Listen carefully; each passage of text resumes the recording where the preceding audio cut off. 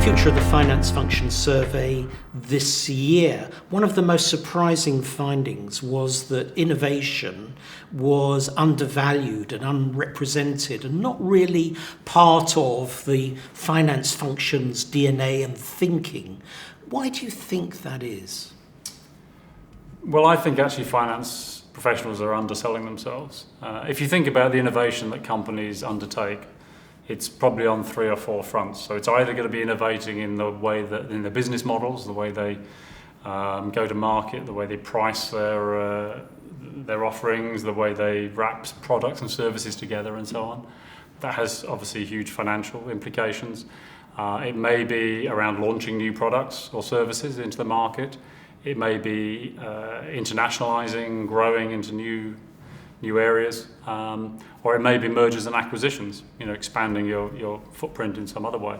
All of those involve finance, and the CFO, the finance team are going to be heavily involved in that, and certainly should be, because not only do they hold the purse strings, but they're also the right people to be advising on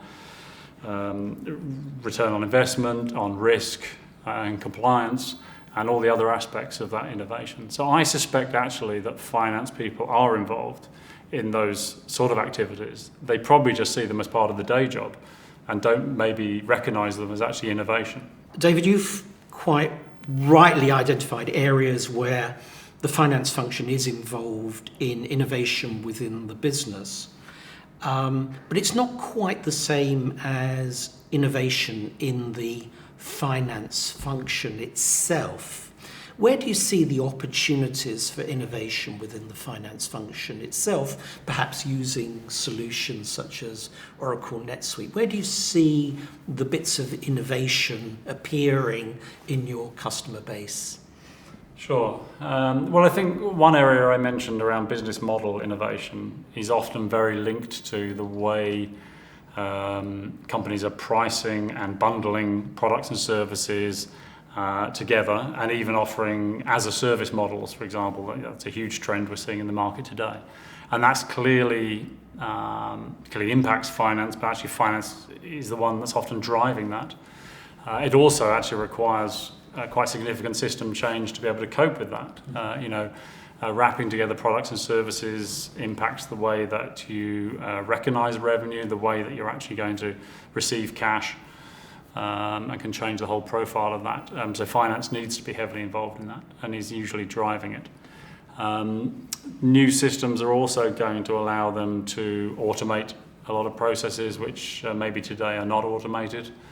And that means it's going to free up resources to spend more time analysing the business, advising the business, and really embarking on that whole area of business partnering, which finance, I think, over the years has tried to achieve, but often struggles to, because they spend too much time just doing the day job, crunching the numbers, all of that stuff. I think real finance innovation now should mean that the back office basic finance processes should be happening automatically, and really freeing up the expertise of the finance function to be advising the business and really driving it forward.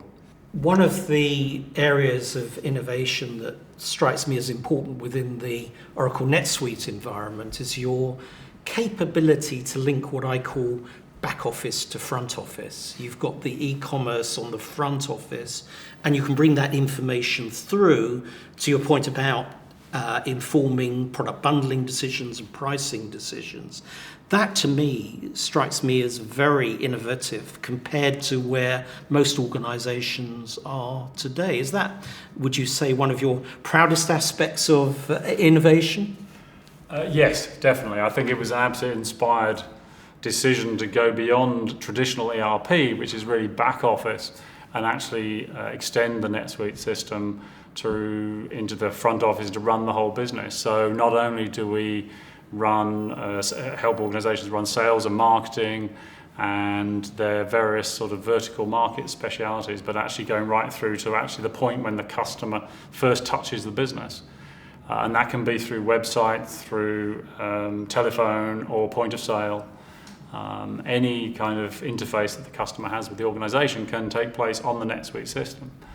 That means you've got a complete view from end to end of a customer life cycle, but also of your products, of your services, of your staff, of your suppliers. So for example, in the e-commerce world, 40% of e-commerce transactions fail because the product that customers think they've ordered actually isn't there. It's actually not in the store where they think it is. It's actually been sold out and the system isn't updated and so on. Whereas with NetSuite, because you're getting a real-time view of the whole supply chain, a customer can know that when they order a product, it really is there on the shelf or in the warehouse or wherever they believe it is. And that's really powerful. And it also allows the customers, the organizations using these systems, to really understand how their customers are interacting with them, because typically customers will interact with an organization in multiple ways. You know, they may start a transaction on their mobile phone, they may get into the office and log on to their computer and continue that transaction. They may call up the call center or go into the store, and only having a single system that covers all of that would allow you to connect those different interactions together and recognize that as a single customer. I totally agree with this point of view. It's, I remind people there's no point having a wonderful front end, giving a wonderful customer experience, and then failing to deliver the goods, or not being able to take a return, or delivering poor quality goods, or whatever it is, invoicing errors. Yes. To me, it's a no-brainer to link front to back office. It's something we stress in the Modern Finance forum, link your front and back office systems. So yeah, I'm totally on side with that response. David, one of the things that always strikes me is that the CFO is in a fairly unique position because, as you say, he controls, or she controls, the purse strings. And therefore they see the big developments, the big innovations elsewhere within the organisation, and can use that to encourage innovation, the same technologies within the finance function, and indeed to share digital resources across the enterprise. So I think there's an opportunity here for the finance function of the future to play a much greater role in innovation than they do at the moment. How do you see that? Yes, I mean, we see a lot of digital transformation actually starting from the finance function. Yes, they'll be funding it, of course, and that's important. But often they really recognize the importance of transforming their business processes, automating business processes, and a lot of that is the foundation of transforming a business and introducing digital transformation. I think they also can often understand the importance of driving change across the organization in a controlled way, of course, in a measured way, and ensuring that they're going to achieve the right returns on investment. But really, finance can be the ideal business partner for all areas of the business in advising them on how they approach digital transformation and the challenges of new technology today.